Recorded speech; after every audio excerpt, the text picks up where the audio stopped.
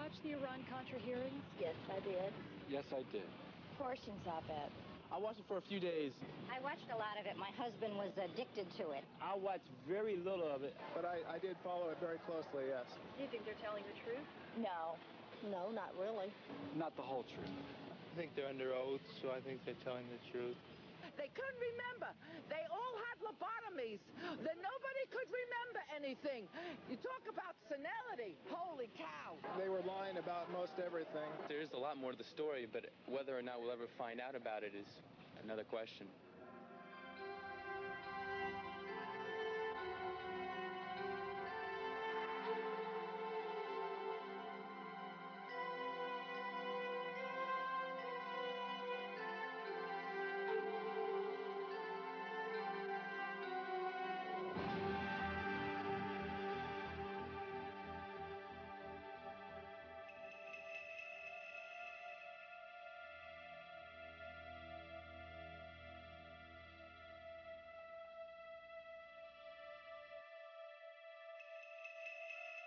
What you saw in the Iran-Contra hearings was the exposure of the beginnings of a national security state, which believes it has the right to override the Constitution of the United States in the name of security.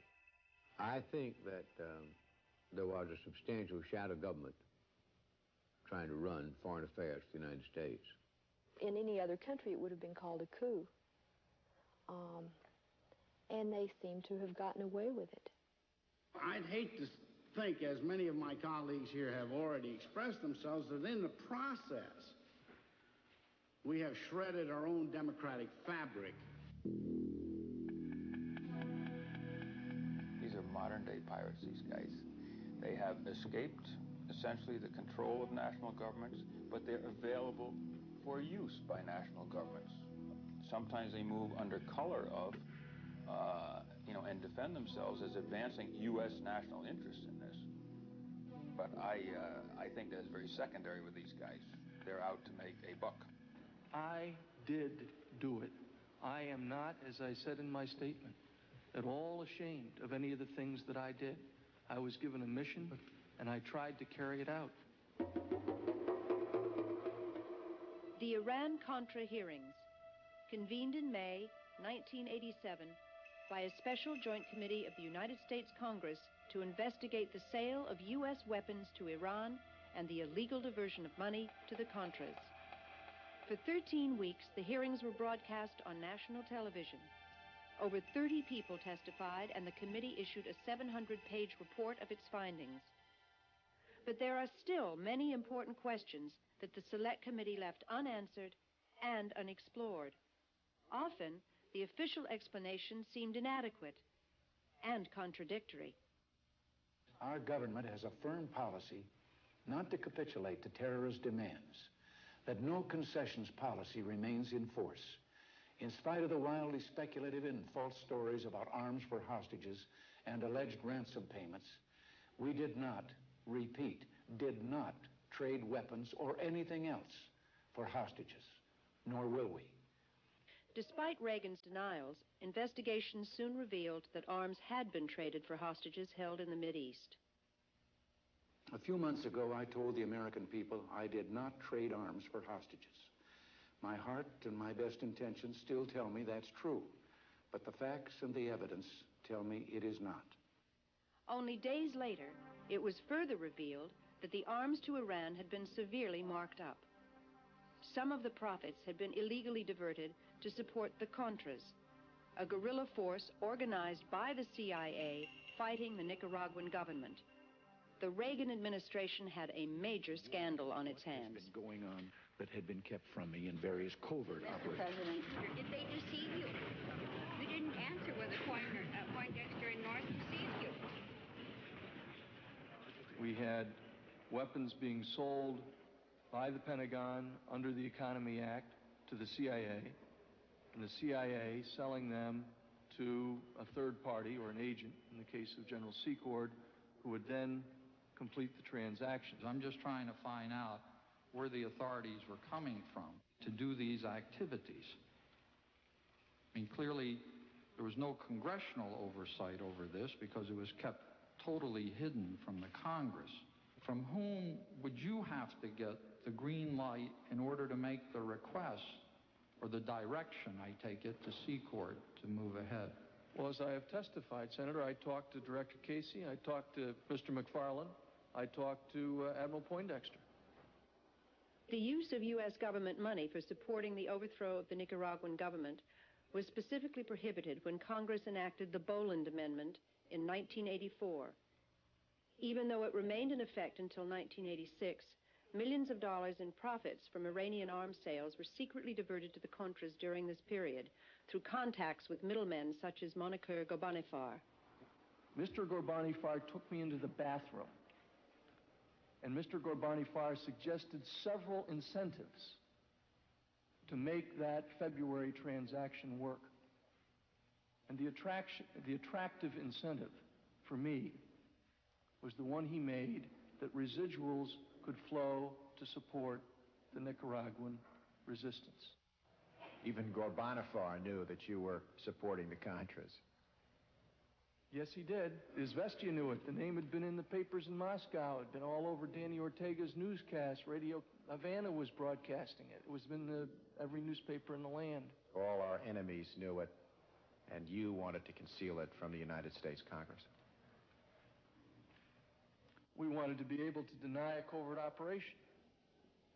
Did these hearings uncover the full story behind the Contragate scandal? Or was it merely an attempt to keep the real truth hidden from public view? Peter Dale Scott, professor at the University of California at Berkeley, has conducted extensive research on covert action and CIA activities. The results are detailed in his book, The Iran-Contra Connection. I think the real issue was that both the administration and the majority of the people in the committees were frightened that the real scandals, the drug scandals, for example, would really threaten any future conduct of covert operations on the scale that they had been handled in the past. And so they were trying very deliberately to limit the damage. This was damage control. Look only at the Iran arms sales and the alleged diversion to the Contras. The American people may very well feel that the important questions didn't get asked. So they don't have the whole picture. They have a few little transactions and nauseating detail on those few transactions, but they were cheated out of the whole bowl of wax. And so they were pulling their punches on all the major questions and issues of what really happened in this thing, what the CIA's role was. Anytime they got into anything that was really sensitive about exactly that, exactly what the CIA's role was and exactly what laws were broken and when, they went into secret session, which means that we, the people, won't be, we won't ever know. Like you, I do not wish to see secrets of this land inadvertently and accidentally made public. Accordingly, the panel will enter into executive session. In addition to facts that were hidden from the public through secrecy in executive sessions, other evidence was simply destroyed. When you got back to examining what they had done, they systematically destroyed and shredded all of the documentation, as much as they could get. Hours of shredding. Altered some of the documents that remained. Stole what they couldn't shred. Now this gives you an indication that there may be a few things they did that they didn't want the public to know.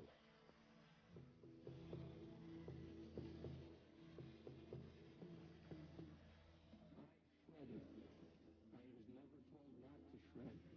I shredded because I thought it was the right thing to do.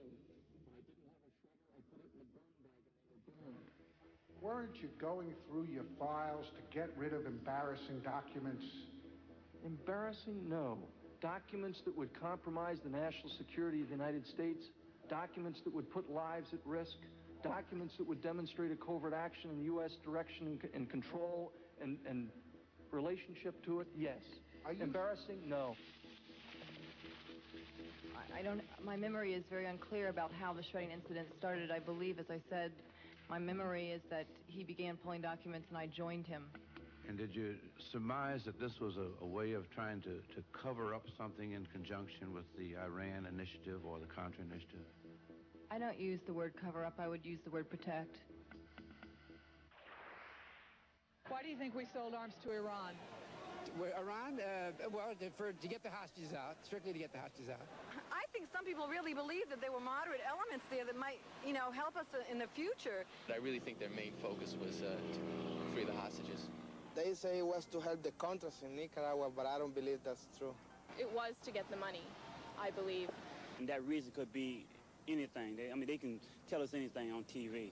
Iran is a crucial economic, geographic country. The U.S. wants to get them friendly again as quickly as possible. Perhaps the most explosive issue that was not investigated in the hearings was the true nature of the arrangement with Iran. When did the U.S. actually begin selling weapons to Iran, and why? The most important thing to come out of the hearings is what didn't even get asked at the hearings, and that was Ronald Reagan cut a deal with Iran before the 1980 election to send arms to Iran in exchange for Iran's agreeing to delay the release of our 52 hostages. Barbara Honegger was a dedicated member of the Reagan-Bush presidential campaign in 1980. She worked on the special writing, research, and policy staff, and later as a White House policy analyst. As part of my position, I was required to cover the 11 o'clock evening news in the Operations Center. The campaign was afraid that Jimmy Carter would successfully bring the 52 hostages home, what we called the October surprise, and win the election. There had been a feeling of panic in the campaign. The 56 hostages taken captive at the U.S. Embassy in Iran in 1979 became a major issue in Jimmy Carter's campaign for re-election to a second term as president. His repeated efforts to gain their release failed, and Ronald Reagan was elected by a wide margin. After 14 months in captivity, the hostages were finally released, January 21st, 1981, the day of Ronald Reagan's inauguration.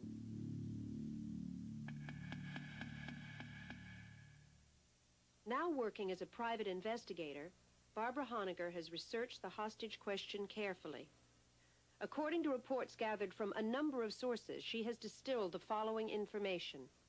There were 2 meetings that we know of for certain to date that happened, one in Washington, D.C., and one in Paris, France, before the 1980 election in October of 1980, where George Bush, then vice presidential candidate, Richard Allen, who became Reagan's first national security advisor, Donald Gregg, who became Bush's national security advisor and still is, passed millions of dollars to the Iranians to delay the release of our 52 hostages an additional 76 days. They met with an emissary of the Khomeini regime who offered a deal that they thought Reagan and Bush could not refuse, and that was, we will delay the release of the 52 hostages if you will promise us all the arms that we could possibly want in the war against Iraq once you become president of the United States. The man who was president of Iran during the hostage crisis was Abul Hassan Bani Sadr. He was later ousted in a coup and is now living in exile in Paris. Bani Sadr supports the charges that a deal was made with the Reagan-Bush campaign to delay the hostages' release. In a recent interview, he confirms that the Paris meeting took place and states that George Bush was specifically identified as being at the meeting by Iranian intelligence reports. Also identified were Monikar Ghorbanifar and Albert Hakim, who later emerged as key middlemen in the Iran-Contra scandal. As evidence of this agreement, Bani Sadr has made documents available showing written orders for shipment of American parts and weapons to Iran through an Israeli-owned company. And in fact, we now know that those arms began flowing in late February, early March of 1981. Not as the White House would have you believe in 1985. I want to get to the bottom of this and find out all that has happened.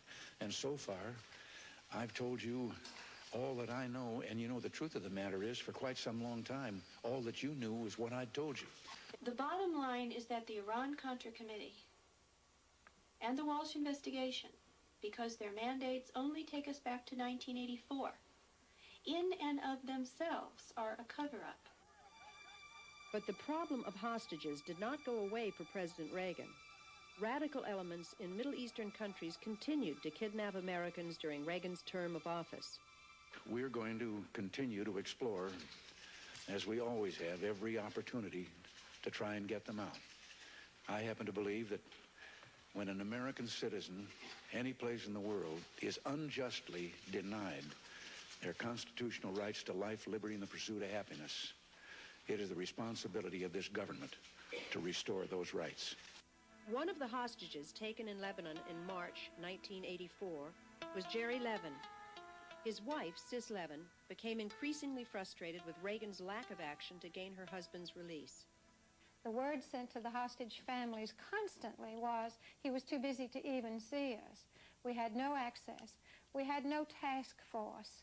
We had no hearings in Congress. All of those things were denied us. We were simply told to stay home, to be quiet, to trust, and the agenda will be fulfilled.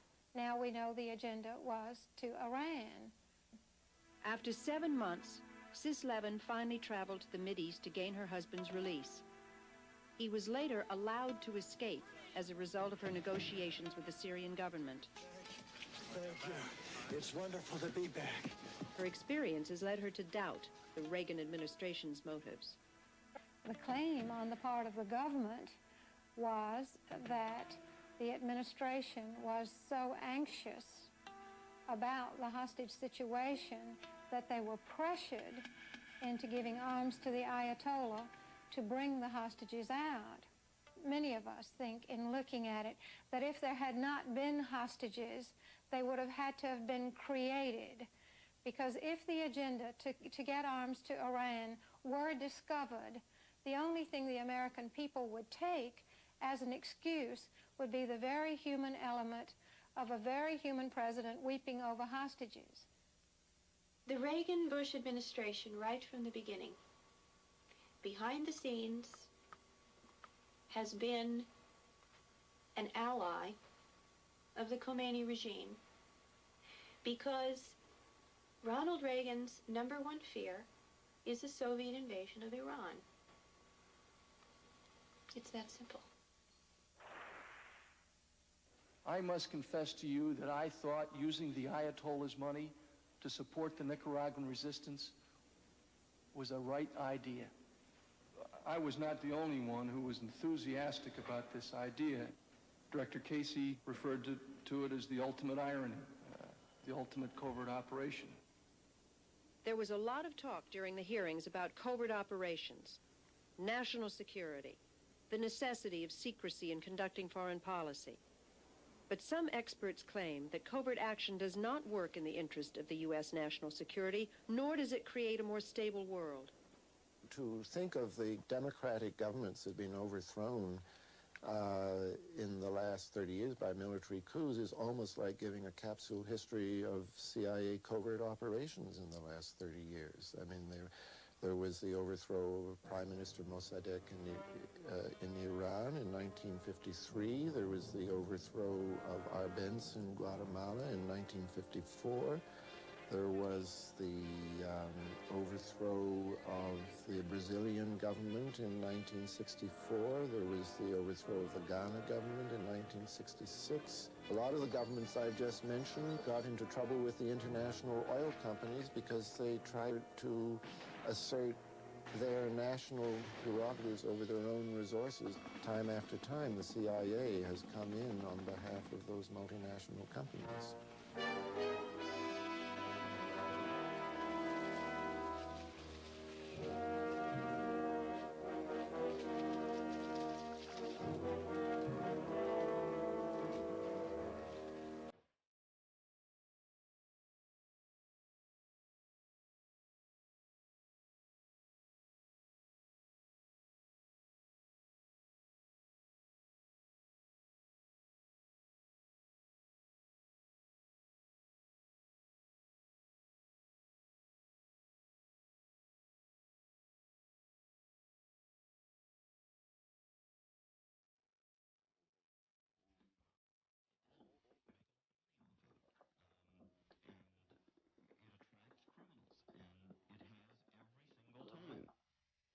are the names, the faces, behind these covert activities.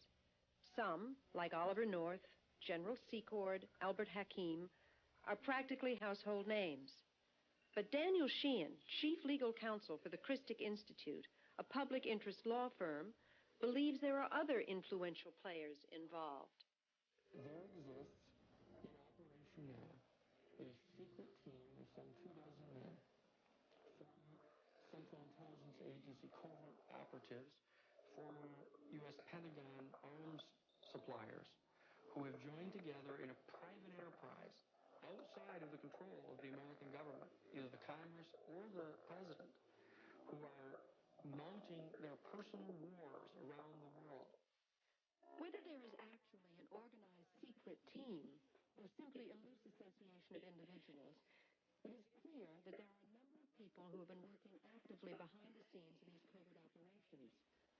Some of the names are Theodore Shackley, who was Assistant Deputy Director of Operations for the Central Intelligence Agency as of 1976 under George Bush, who was CIA Director at the time. Thomas Clines, who worked as a case officer under Shackley in Miami and in Laos. Rafael Chichi Quintero, an anti-Castro Cuban who worked under Clines and was allegedly recruited by the CIA as an assassin. General John Singlaub, who worked with Shackley and Clines in Vietnam and was in charge of the CIA's special operations over the border into Laos. General Richard Secord, who supervised the air operations into Laos and was later assigned to the Pentagon, where he was put in charge of arms sales to Iran. Albert Hakim, who was a salesman for U.S. weapons companies and a middleman in the Iran-Contra affair. These are the men who have been stirring the pot around the world to instigate these wars on the side of the right wing. And that's the group that we're dealing with right here, who are making war around the world for their own personal profit.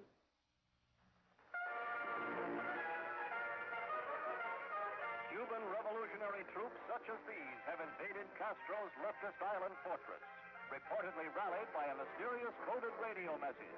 Alert, alert. From the sea and by... It was after the failed invasion of Cuba at the Bay of Pigs in 1961 that Theodore Shackley, as CIA station chief in Miami, and his assistant Thomas Clines, began working with Rafael Quintero and other right-wing Cubans to overthrow the Castro government.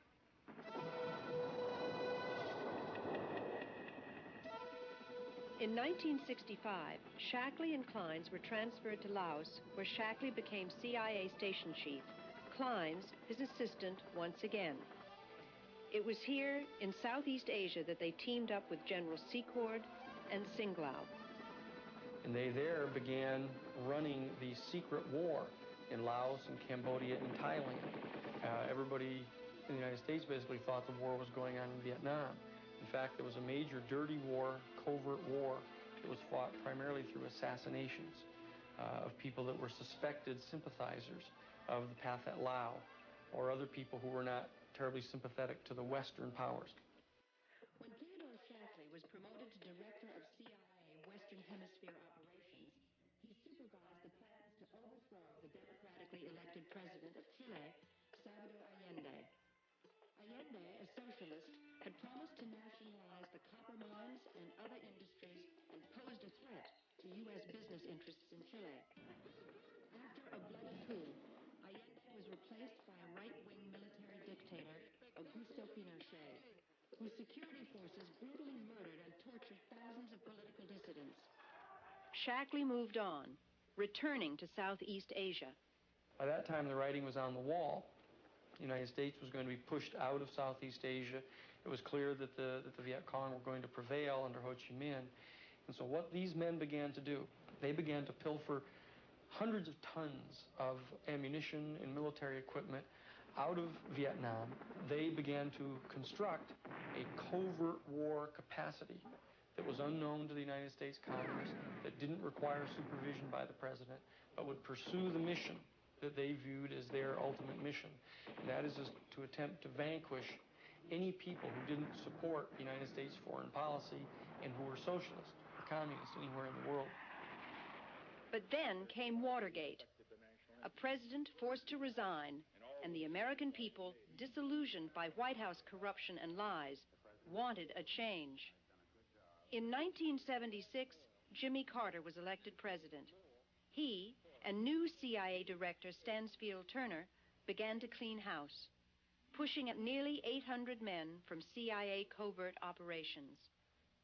When all these covert operators were fired in the 1970s, they didn't just start opening restaurants or working in bookstores. They were people who were very skilled in covert manipulation of political process, and they essentially ganged up to find and then elect a candidate who would put them back in the covert operations business. And Reagan and Bush were only too eager to be that kind of candidate. In the late 70s, Shackley, Kleins, and Secord worked together in a company called EATSCO. EATSCO was formed in order to ship weapons from the U.S. to Egypt. As in the Iran sales, large profits were taken from these deals. The man who provided the financing for EATSCO was Edwin Wilson. Shackley and Kleins and Quintero, who used to visit my farm out there in Virginia, saw that, I guess I was prosperous, and if I could do it, obviously they could do it, and they figured they would like, as soon as they left the government, to get involved in business with me. In 1983, Wilson was convicted of supplying arms to Libyan President Muammar Gaddafi. Now serving 52 years in federal prison, Wilson asserts that he has merely taken the fall for his superiors and ex-business partners Theodore Shackley and Thomas Kleins. Because Kleins was getting out of the CIA, and so was Shackley, and so I would fund an organization, and these people would all be in it. So it was Kleins, Shackley, Secord, Van Marbon, and myself, five of us. Five of us would have this organization. It would be with 20% each of us. I would fund it for $500,000. What's important about this EATSCO company is that it's a kind of precedent in the Ed Wilson style for the Hakim Secord enterprise in the Iran-Contra affair. You have a government-arranged sale of arms, and people with connections to the government get to move the arms. They rip off the government for a very hefty profit or surplus. It was done in the case of EATSCO by Kleins and Company, and it was done in the Iran-Contra affair by Secord and Hakim. As private businessmen and government operatives, Shackley, Kleins, and Secord, along with Wilson and middleman Albert Hakim, turned their attention to the Mideast. They supplied arms to Mideast governments while skimming off huge profits into hidden bank accounts around the world. They secretly supplied weapons and military intelligence to Nicaraguan dictator Anastasio Somoza and helped the Shah of Iran eliminate his enemies. There is an early bond between Iran and Nicaragua. The bond is this secret team of men. So throughout that period from October of 1977 to December of 1978, this secret team has two major operations, one to support the Shah, the other to support the right-wing dictator Anastasio Somoza in Nicaragua. This was their world at that time. The Shah collapses in December of 78, and Anastasio Somoza collapses in July of 1979.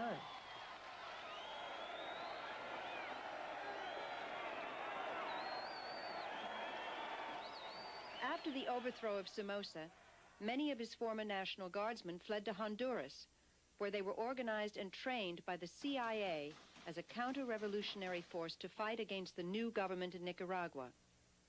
They began to create the Contras, to try to do the identical thing that was done by the supporters of Batista against the Cuban revolutionary government back in 1959. Not an indigenous force inside Nicaragua that had any support from any of the population in Nicaragua. It was a total artifice that was created by these men.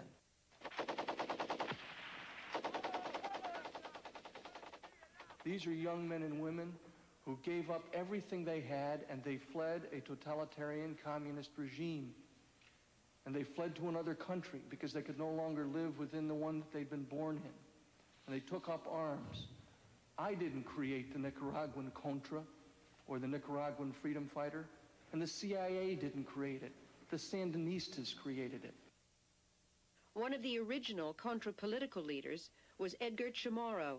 He joined the Contras in 1981. I became involved with the Contras because the CIA, using people from the White House, they invited me to be one of the Contra leaders. I was told that this was just a war for a year, that the United States wanted to put this pressure on Nicaragua.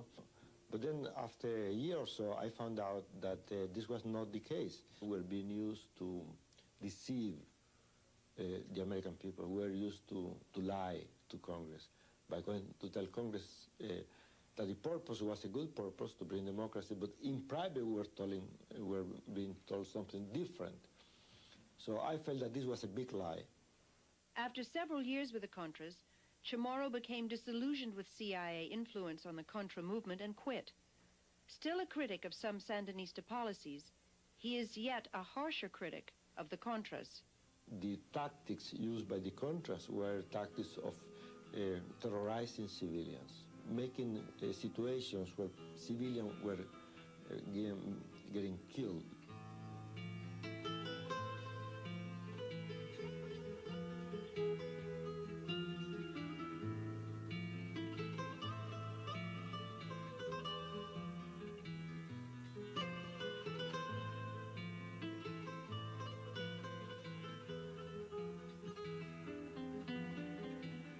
In Nicaragua, under President Reagan, they are in fact giving the Contras written instructions in violence and destabilization. The target is the people. The social and economic infrastructure is what you're hitting at. It's not a bloodbath. It's like you go into a village and you kill a few people to make your point. The purpose is to disseminate terror, traumatize the people. We're not killing Sandinistas in the capital. We're not blowing up their homes and terrorizing them. We're hitting at the people throughout the interior of the country.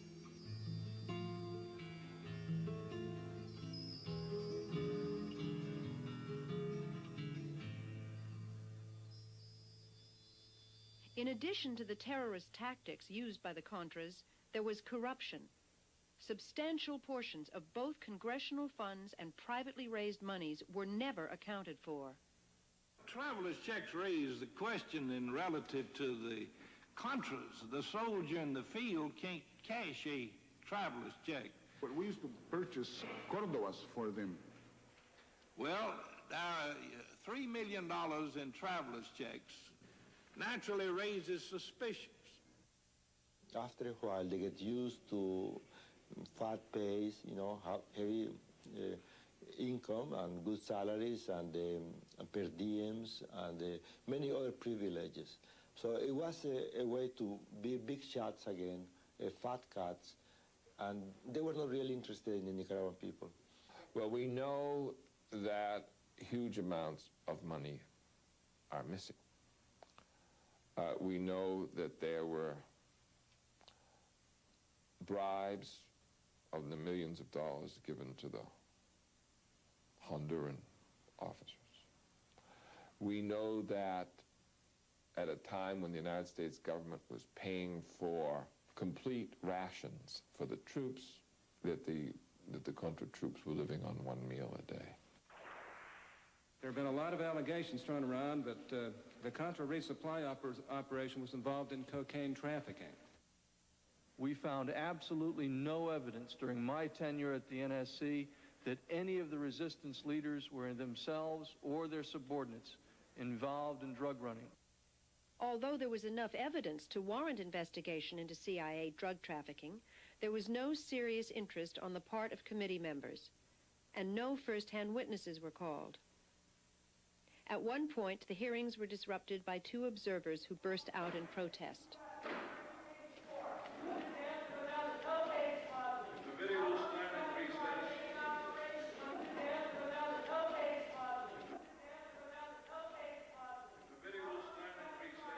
For these actions, the protesters were handed down stiff jail sentences of over a year each.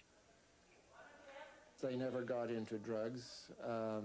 even though it kept coming up in their face. They had got declassified a lot of memos from Robert Owen in which he was telling Oliver North that there were Contra leaders who were involved in the drug traffic. The only questions they allowed him this was to sort of smooth it over or to blame it on somebody else. A news program over the weekend suggested that Rob Owen, who testified earlier, was involved in drug smuggling. Now, is there any truth to that? Can you shed any light for us on that subject? Absolutely false. Mr. Owen is the last person, perhaps right beside me, that would ever be engaged in those kinds of activities. In the early 1980s, when the CIA was working to establish a southern front in Costa Rica in the war against Nicaragua, a relationship was established with John Hull, an American rancher living in Costa Rica.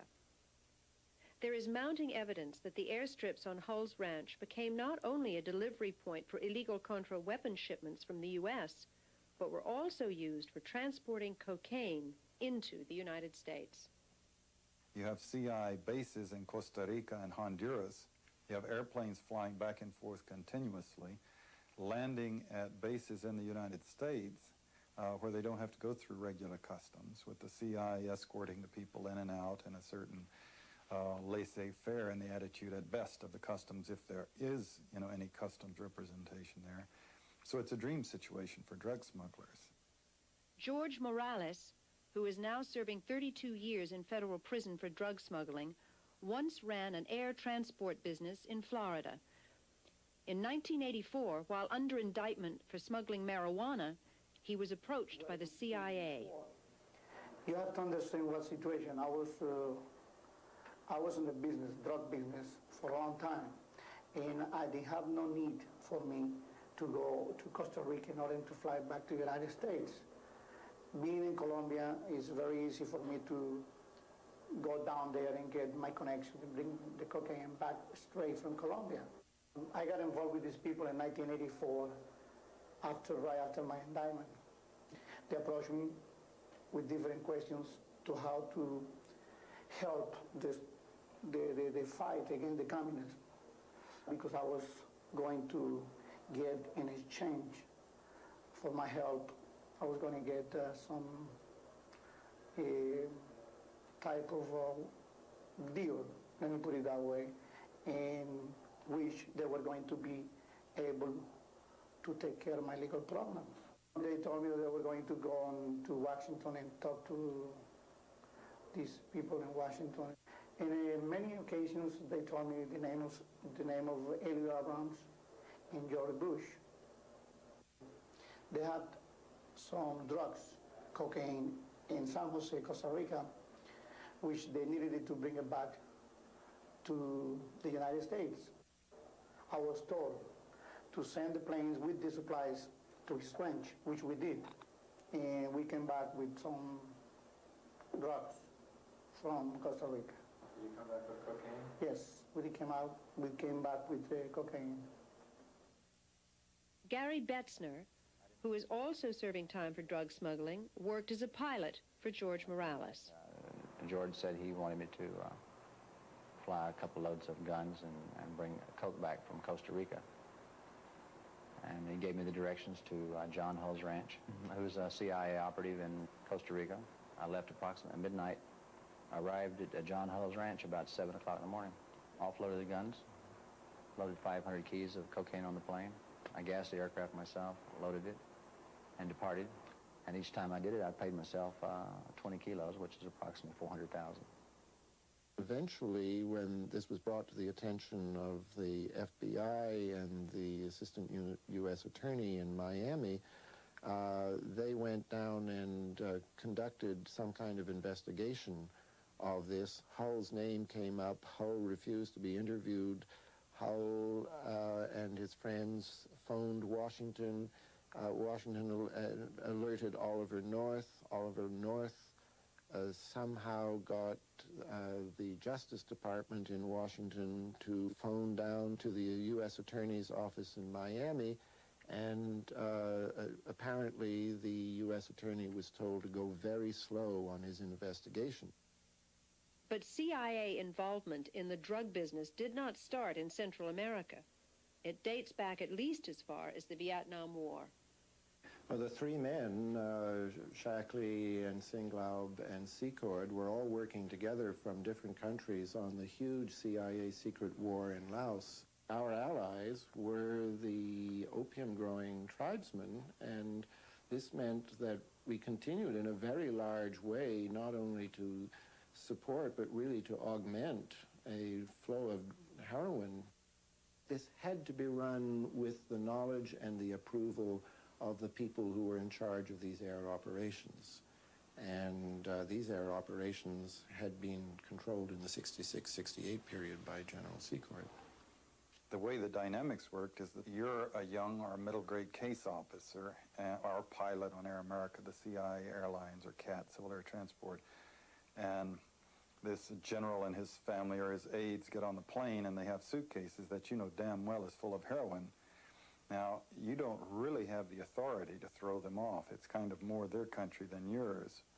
And if you do, you're going to lose your job and have the whole weight of the CIA coming down on you.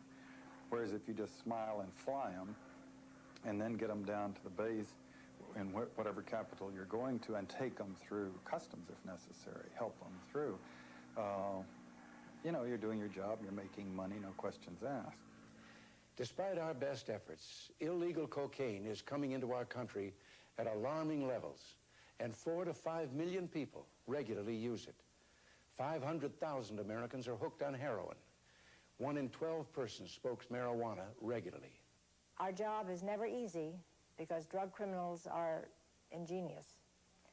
They work every day to plot a new and better way to steal our children's lives, just as they've done by developing this new drug, crack. For every door that we close, they open a new door to death. This administration is impossible to embarrass to begin with. I mean, they rely on the old rule of deny, deny, deny, despite the vast amounts of evidence that is available. And as we talked earlier, there is the tendency within the Congress and within large sections of, first of all, the establishment media, simply to reject this sort of thing. It can't be happening. If Nancy Reagan is saying just no to drugs, how can, drugs be running by the same freedom fighters that she embraces at various banquets? The weapons trade and the narcotics trade in the world are 2 of the top 5 major money-making transactions in the whole world. These 2 major commodities in the world are hundreds of billions of dollars that go on. They could pay the money of the national debt for whole countries. In fact, Jorge Ochoa and Pablo Escobar agreed to pay the entire national debt of Colombia if, in fact, Colombia would agree not to allow them to be extradited. And it would still leave both of these guys multi-billionaires. So the amount of money that we're talking about here is absolutely gargantuan. And all that the intelligence community, these guys have gone outside the governmental structures, are tapping into hundreds of millions, which they need to run their operations.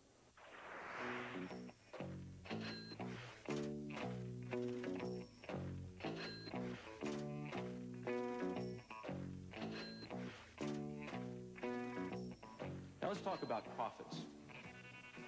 There's been testimony that Mr. Hakim and Secord were reaping large profits by marking up the arms being sold to the Contras. For example, Mr. Secord agreed to a suggestion of Tom Klein's that they maximize the profits from the last sale of arms to the Contras. Were you aware of that? No. How much money, according to your understanding, did Mr. Secord take from the sale of arms to Iran? I still don't know. I don't even know that he did. Was it your understanding that there was $8 million either in Swiss bank accounts or in investment accounts at CSF? No, sir. Money! It's a gas. Grab that cash with both hands and make a stash. Facts are that Secord and North and Hakim are wonderful operators of a secret war, of a shadow government operatives for a shadow government are people who still have control of $8 million of United States money, our money, and they are controlling it, got it rocked up in a Swiss bank somewhere, or off on a CD somewhere else.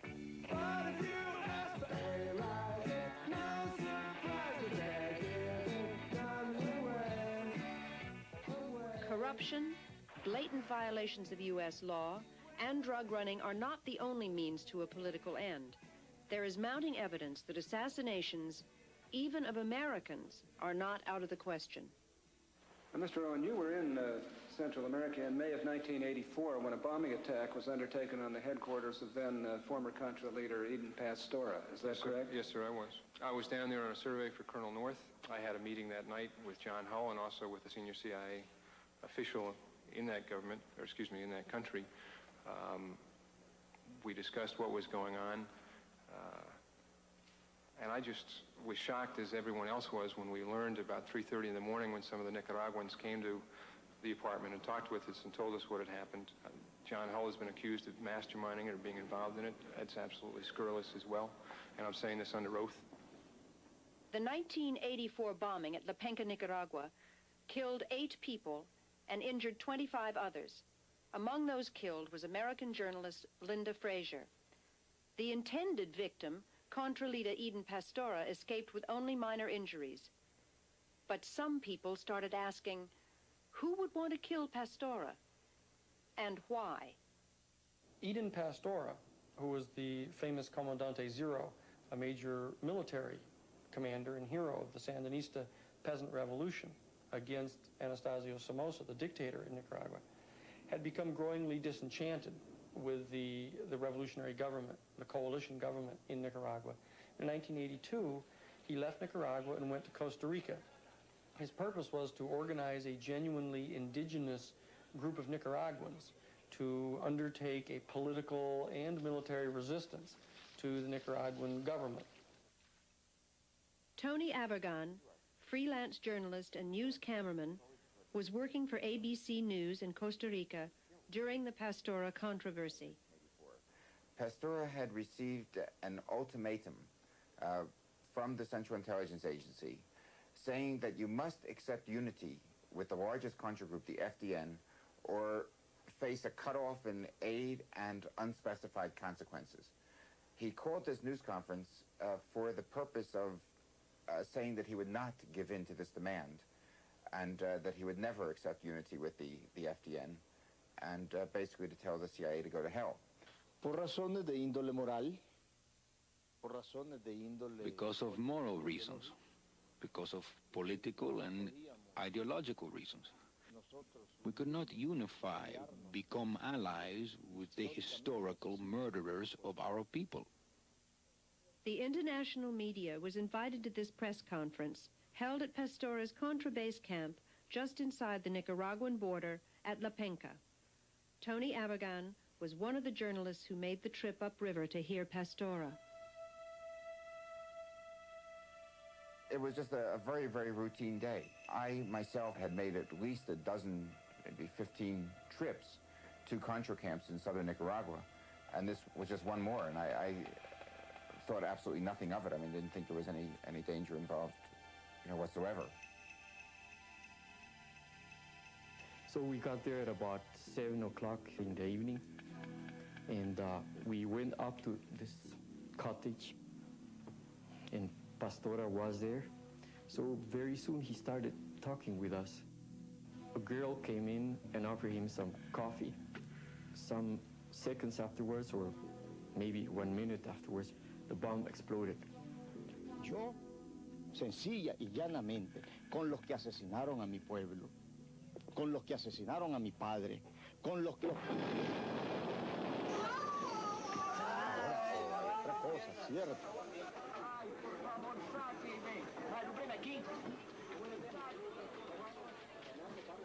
I felt my hair and my skin on fire, and I thought it had only happened to me.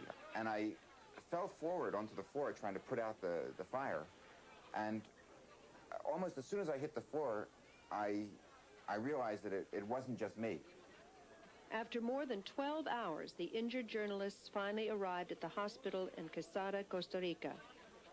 Tony Avergon's wife, Martha Honey, also a journalist, was at the hospital.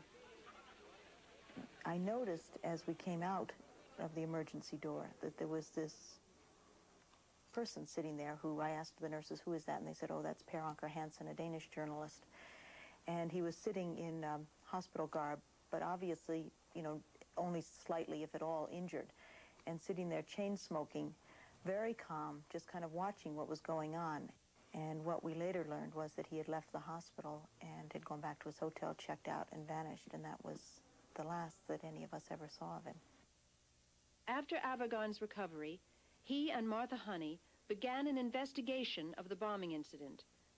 They found that the bomb had been made with C4, a very powerful explosive.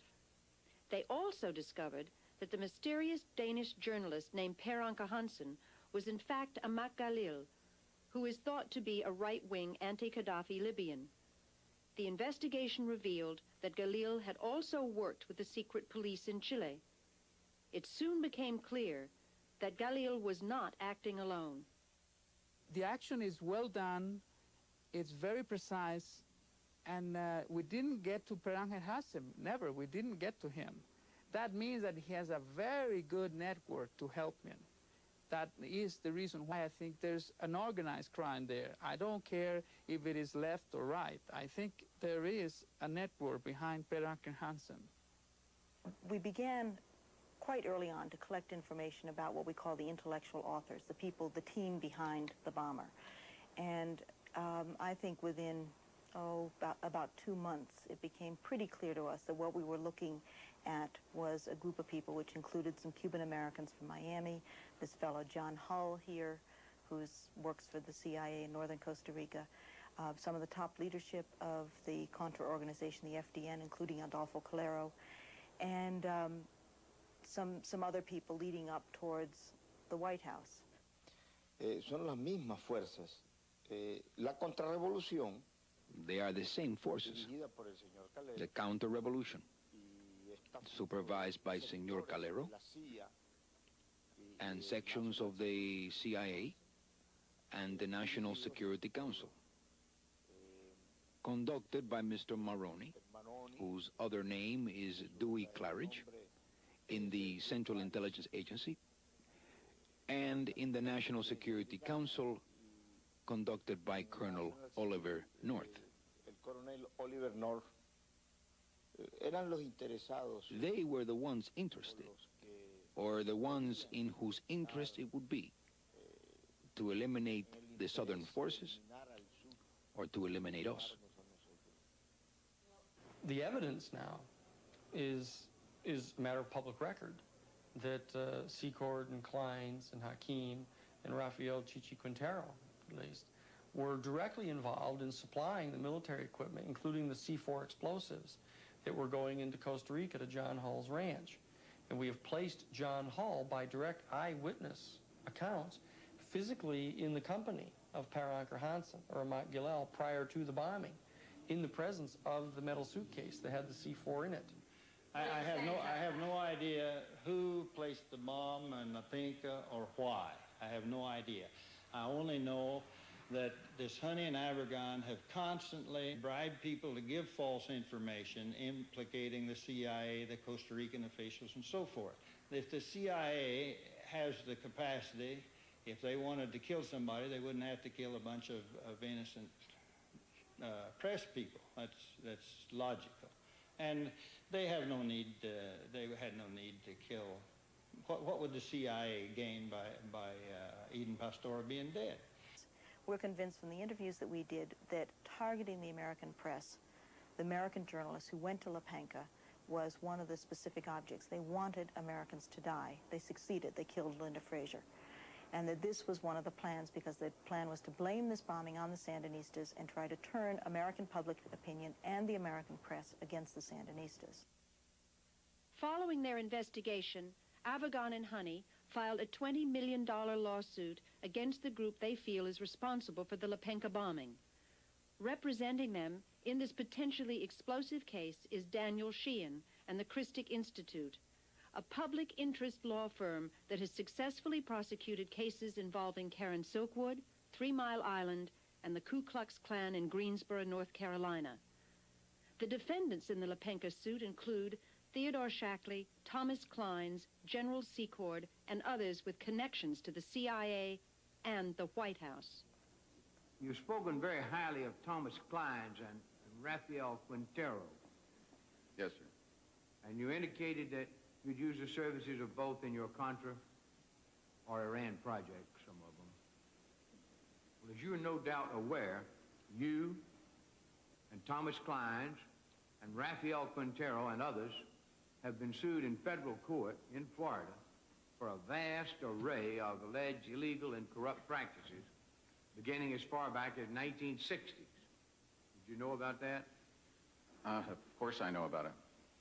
Well, the allegations include the organization of assassination program funded by the drug kingpin in Laos and laundering of millions of dollars skimmed from sale of military weapons to the Shah of Iran, and they've got the provision of military services to Somoza and laundering Colombian drug money. This suit, which was filed in May of last year, is the most outrageous fairy tale that anybody's ever read. Nobody, including the Justice Department, credits it at all. It's being dealt with. I can only fight on so many fronts at once. I regard that one as a rather minor threat, which will be tossed out of court shortly. Thank you very much. The hearing will stand in recess until 2 p.m. this afternoon.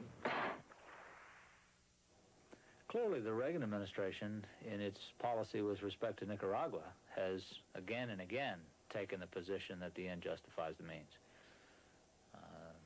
They're perfectly happy to subvert domestic law, international law, because they have a higher goal in their own minds, and that is to fight communism. Now, if we don't support the Nicaraguan democratic resistance and ignore the communist threat that exists right now in Central America, what in your opinion you think might happen in the next 20 years in this hemisphere and maybe throughout the world? It won't take 20 years, Senator. It will take a whole lot less. The consolidation of the communist regime in Managua will result in the spread of that revolution as they themselves have advocated. You will see democracy perish in the rest of Central America. If the communists get control of Central America, which I assure you they will if we leave Nicaragua as a base for the Cubans and the Russians, then they'll be in a position to throw 50 or 80 million refugees into the United States. They can break our economy and never fire a shot. If you deeply believe that this is a communist menace that is going to march from Nicaragua up to Texas and Topeka and soon take over the United States, maybe it would justify the means. But if you look back over the history of this thing, each one of these crises has not. Look at Angola. We were told 10 years ago that if we allowed the Marxist government to take over in Angola, we'd never get another oil tanker out of the Persian Gulf. They would disrupt the sea lanes. Well, the Marxist government did take over in Angola. We were told that if we lost Vietnam and Indochina, that the whole row of dominoes would fall. What were the results? When we lose the war, all the dominoes that were supposed to fall, instead of falling, they become, just a few years later, what the World Bank, our own institution, calls the economically strongest region in the world. Counsel, I don't believe that anyone who served in Vietnam, who saw what happened as a consequence of our efforts, when, in my opinion, we won all the battles and then lost the war, could ever be unaffected by that unless they were totally insensitive. I would also point out that we didn't lose the war in Vietnam. We lost the war right here in this city. Well, what North was saying there was that America's real enemies are inside this country. And that would explain why North spent so many years under Bush's auspices preparing contingency plans for rounding up large numbers of dissenters if we ever go into another war. Now, you'd have thought that the committee would have been outraged by North's sort of declaration of war with a large segment of the American people, but instead of their disagreeing with them, most of them actually agreed with him.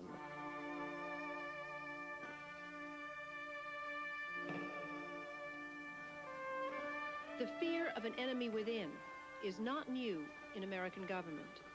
In 1942, amidst the hysteria following the bombing of Pearl Harbor, over 100,000 Americans of Japanese descent were rounded up and put into mass prison camps. They were accused of no crime, given no trial, but remained incarcerated for several years. This internment of Japanese Americans is thought by many to be one of the darkest moments in American history. But could it happen again? Concomitant with this whole operation and Oliver North's involvement in it was a plan to suspend the United States Constitution, as they've referred to it, under a state of national emergency on the part of the president. Where that comes from is a specific program called Rex 84, Readiness Exercise, number 84, or for 1984. And it was undertaken under the Federal Emergency Management Agency. Now, this was a national executive branch agency that was originally set up at the very end of the Carter administration to do nothing more than to coordinate the national flood relief, hurricane relief, Red Cross stuff, things, to get the government programs all brought under one umbrella so they could coordinate them. When Reagan was elected to the presidency, he installed Louis Giuffrida as head of FEMA, the Federal Emergency Management Agency. Giuffrida was an old, cold warrior from Reagan's California days whose specialty was suppression of unrest and dissent. Giuffrida, North, and George Bush began to turn FEMA into an instrument of domestic anti-terrorism. You're dealing with a group of people in the Reagan administration who equated political dissent with treason and who cannot differentiate between emergency procedures, which I think everyone agrees are necessary, and suppressing political dissent. And with North and Poindexter and Casey, you had a group of people who saw Americans who disagree with them as the enemy. Colonel North, in your work at the NSC, were you not assigned at one time to work on plans for the continuity of government in the event of a major disaster? Mr. Chairman. I believe that question touches upon a highly sensitive and classified area, so may I request that you not touch upon that, sir. I was particularly concerned, Mr. Chairman, because I read in Miami papers and several others that there had been a plan developed by that same agency, a contingency plan in the event of emergency that would suspend the American Constitution. And I was deeply concerned about it and wondered if that was the area in which he had worked. I believe that it was, but I wanted to get his confirmation. May I most respectfully request that that matter not be touched upon at this stage. If we wish to get into this, I'm certain arrangements can be made for an executive session. And tragically, the only member who got close was Jack Brooks, and he was stopped by the chairman. But the truth of the matter is that, yes, you do have those standby provisions, and the plans are there, and the statutory emergency plans are there, whereby you could, in the name of stopping terrorism, apprehend, invoke the military, and arrest Americans and hold them in detention camps. If the president ordered a direct strike into Central America, which was to be codenamed Operation Night Train, we got the documents on it, that they would set up a concomitant domestic readiness exercise or war game scenario called Rex 84, the main rationale of which was to round up 400,000 undocumented Central American aliens within a 2-week period of time and incarcerate them in 10 military detention camps. They rehearsed this, but of course if you were rehearsing the rounding up of 500,000 aliens, you have also rehearsed the rounding up of 500,000 critics of the administration.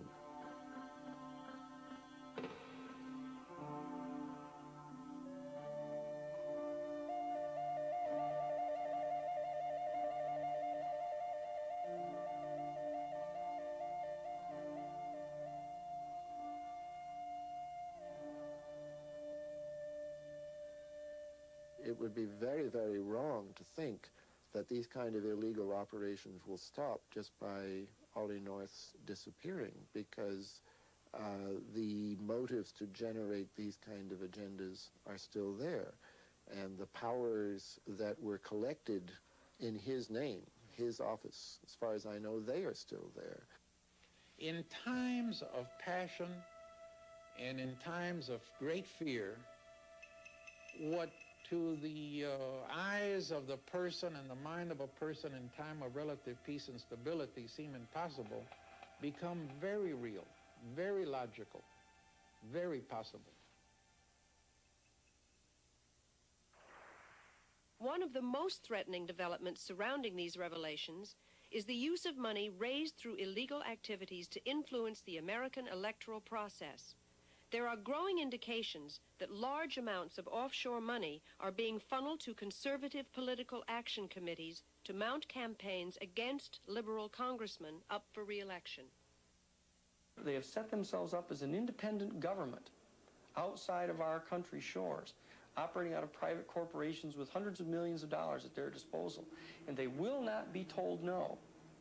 Not only they won't be told no by individual congressmen, because they will smash them politically.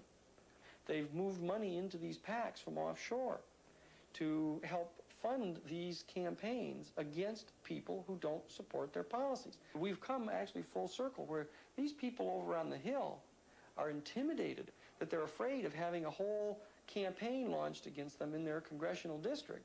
Hey, you know, in the 70s, there was a congressman or two who really stood up to the CIA. There was Congressman Pike, who brought out a very, very critical report on what the CIA had been doing.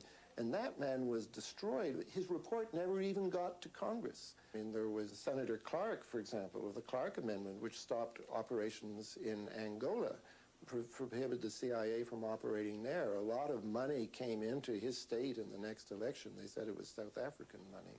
Who knows? And he was defeated. Senator Church, who led the overall critique of CIA operations, a lot of money came into his state of Idaho in the next election, and he was defeated. So congressmen can see who has the power and who has the money in these things, and every now and then one or two of them will stand up and oppose them, but they need an awful lot of encouragement from the people before they're going to take on such powerful enemies. Do you think the Iran-Contra scandal will have an effect on future government operations? No, I think it will be more the same. I don't think that it's going to have much of an effect at all. I just think that they'll be more careful next time. They will continue to carry on covert operations. I think this has been going on forever. They make laws which are for us that they don't seem to be able to, they don't apply them to themselves very often. And who is going to inhibit them? The gangsters that are running this country is going to inhibit somebody.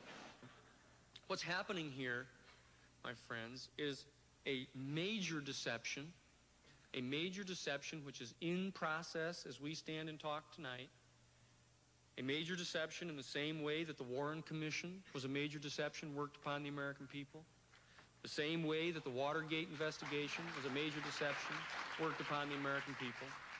Just like the bombing, the secret bombing of Cambodia was kept secret and was a deception worked upon the American people. How long are we going to stand for being deceived in this manner? We will have to make a decision as a country, both Congress and executive, that we will not tolerate this kind of activity and we will go after the perpetrators. These people do have faces when we talk about the shadow government or we talk about the secret team. It's not something totally amorphous. These people are identifiable and can be brought to justice. Assassination, drug smuggling. If they had pursued that line of questioning, they would have soon gotten themselves into a position where they would have had to impeach someone. They could track that right back into the White House. They could put it at least right under the nose of Ronald Reagan. This is the major constitutional crisis since the Civil War.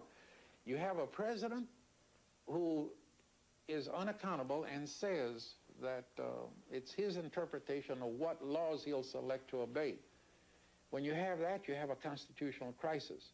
All of these things that have been alleged for years and have been speculated and have been charged and have been consistently denied are being confirmed. And these documents have shown an incredible array of efforts, all of which were denied to Congress repeatedly and flat-out lies by top members of the administration and by the president.